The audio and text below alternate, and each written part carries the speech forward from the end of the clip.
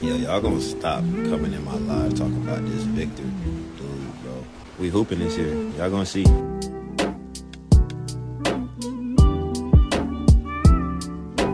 Alright team, today let's go ahead and tune into the Draymond Green show with Baron Davis. I saw a clip where Draymond Green was talking about Stephon Castle. I did not watch the whole thing because I wanted to save my reaction for Spurs Spotlight. And so let's go ahead and get into it. Based off the little context clues, it has rookie spotlight Stephon Castle. It looks like it's going to be some praise. So let's just jump straight into it. As a matter of fact, real quick, before we jump into it, I just wanted to get this off my chest. In my opinion, I think if the season ended today, Stephon Castle would be the rookie of the year, and I don't think that's a hot take. He's just been the best rookie overall, and I know some people say he has the most opportunity. Well, I mean, that goes into it. Where you get drafted goes into the type of player you become, and right now, Stephon Castle looks like he's going to be the best player out of this draft class. But let's get straight into it. Right now, Stephon Castle seems to be Rookie of the Year front runner.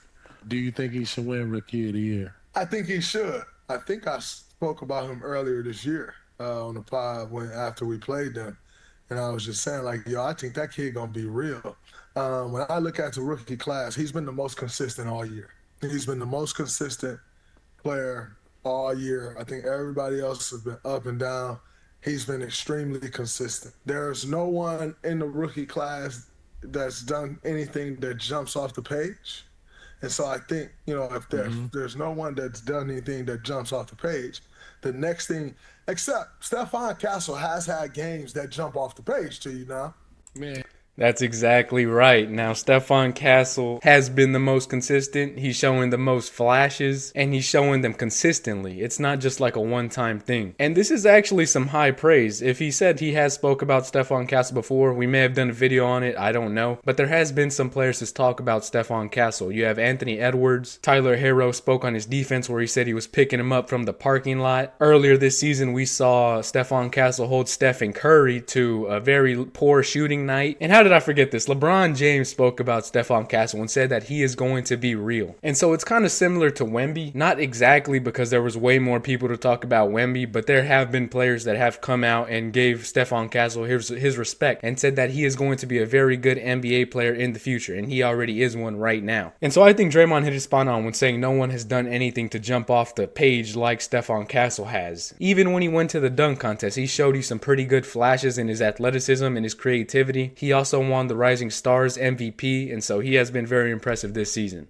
and He's had had some of those games for yeah. sure. But I mean, the whole Yeah. body of work over the court, like there's no rookie averaging 20 points. There hasn't been a dominant rookie. Yeah. You haven't seen that. Nonetheless, I think with his consistency, if you haven't had the dominance from someone, he has had some great games that jump off the page, but his consistency all year would make him the rookie Has of the been year. great. And as I said before, I think you look back at this rookie of the year, you give this rookie of the year to some other guys possibly, you look back and be like, damn, he won rookie of the year? How he Yes. won You get Rookie this rookie of the year to yeah. Stephon Castle, you're going to look back in 2 years like, well, he an all-star, so I guess we got it right.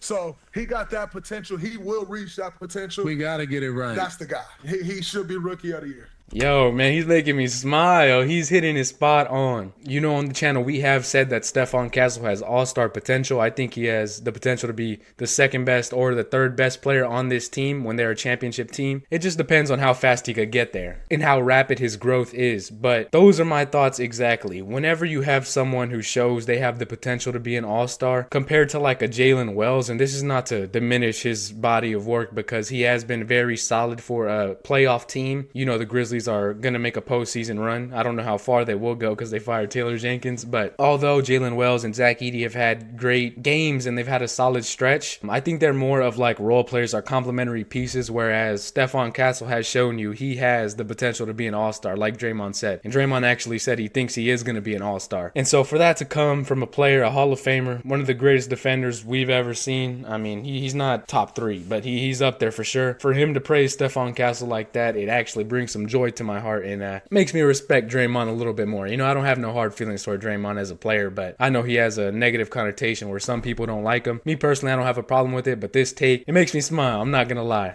1,000%. I think he should get it. He deserves it. consistency, showed up at All-Star Weekend, performed, dunk contest, took the second half of the season, stepped his game up, shows that he's ready for the next Absolutely. level, right? And he can do it at this level at a consistent basis. And we haven't seen that from, a lot of rookies, especially high draft pick rookies at all this season. And so there's been that, that rookie lull or inconsistent. Man, this dude, he really building something. And I like his brand. I like the way he play. No Fox, no Wemby, right? You got Chris Paul. You got your OG over there helping you out. So he's destined to be great. Look at the point guards that Chris Paul mentored. Before Draymond gets into this, I'm going to go back. But I know some people have said, oh, he's on a bad team. Well, the Hawks are a bad team. I understand they're in the play-in race, so it's a little bit different, but they're in the East that is so bad, and if they were in the West, they would not be a play-in team, as well as the Wizards. The Wizards are just terrible with Alex Sarr. So my point is, they are still a bad team. It's not like the Thunder last season with the Chet situation where they were actually winning. And so I think it just goes on to the front office where you got to give your rookie a little bit more empowerment. You got to run some more plays for him, and maybe they are doing that. I'm not watching it consistently like I am for the Spurs, but if they are getting the opportunity and they're just not producing, their numbers aren't jumping off the page. And we're going to get into Stephon Castle's second half of the season because I think that's where he really separates himself from the other rookies. Be great. Look at the point guards that Chris Paul mentored. They came into the league. People thought they'd be backup point guards. They end up going other places and started. Eric Bledsoe, Darren Collison, Dennis Schroeder. Like, these are all guards that CP at one point or another mentor, and all those guys take another step. Cam Payne was out of the league. Chris Paul actually saved Cam Payne's career, like taught him how to be a pro, taught him how to be a point guard. Like, Chris Paul actually saved his career. And so now you take this level of talent, 6'6", size, and he get to learn from Chris Paul. Sky's the limit for Stephon Castle. And he didn't even mention Shea. That's the most popular one that we talk about in comparison to Stephon Castle. And I've heard a lot of people say that Stephon Castle looks bigger than what he is. I know he's listed at like 6'5" or something, but some people say he's like 6'6", 6'7", and they kind of remind him of like the Kawhi stature where he's just like very strong and bulky. But yeah, he hit it spot on. Draymond, thank you for this take. Stephon Castle has all-star potential. Just confirming our thoughts from an outside source who isn't biased towards the Spurs like we are. But nonetheless, good take. With that being said, let's go ahead and take a look at some stats. Looking at the point per game leaders from rookies, you have Stephon Castle here at 1 with 14.3, Alex Sarr with 13, who was the number 2 pick, and Zachary Reese-Shea with 12.3, and he was the number 1 pick. And as you can see, Stephon Castle doesn't average the most minutes. You have Carlton Carrington, Bub Carrington, Jalen Wells 26 minutes, Reese-Shea 25 minutes, and Alex Sarr 27. So it's not like he's just playing the entire game 48 minutes. He's playing within his role, and we've seen his role get expanded a little bit more post All-Star break, and that's what I want to show y'all right here. The last 20 games, averaging 19.3, 5.2, and 5.1 assists in 20 games. And so he has been consistent with the opportunity that he has been given. Although Fox and Wemby are out, he still has to produce with them being out of the rotation. And so seeing this opportunity being taken advantage of is very impressive. And I know some people have said they've caught him like 22 points on 22 shots, man. They point to his inefficiency,